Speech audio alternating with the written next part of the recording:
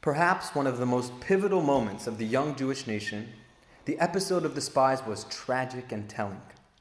The Jewish people send out spies to case the land of Israel they're prepared to enter. However, the spies return with a negative prognosis, reporting the land as impenetrable and impossible to conquer. Now, their reports were both inaccurate and inappropriate, as they did not report on the best strategy on how to proceed, which was what they were supposed to do. Rather, they gave their opinion on whether entering the land would succeed, in spite of God promising that it would.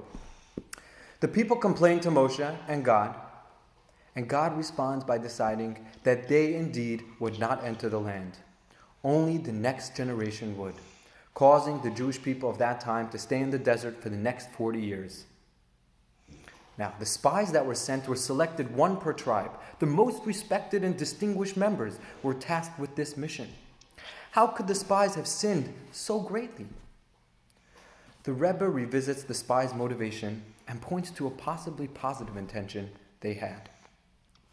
The spies were spiritually minded. They looked at the land of Israel and they saw a conquest that would take time, energy, and effort. They saw a land that required tending and care. They saw a society that would need to be thoughtfully and strategically built. They saw a holy land that seemed to be anything but holy in their eyes. Their reality in the desert was the perfect spiritual utopia. No one had any material worries. They were embraced by God's protection and love. Granted, there was a promise for the ultimate in the land of Israel. But the spies did not want to leave the desert. They preferred the segregated and sheltered environment of the desert to the mundane and material life that would be in Israel.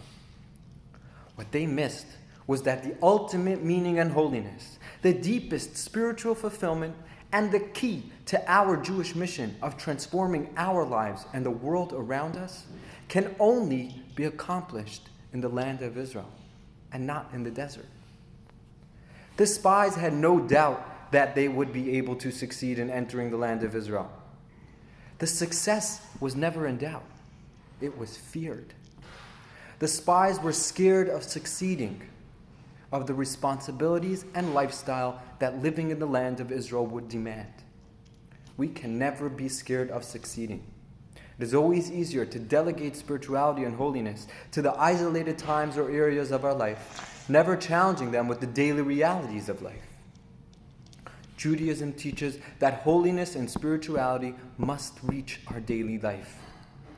The desert is a place to escape, not to live. The joy and beauty of Judaism is not found in escape. It's found in living.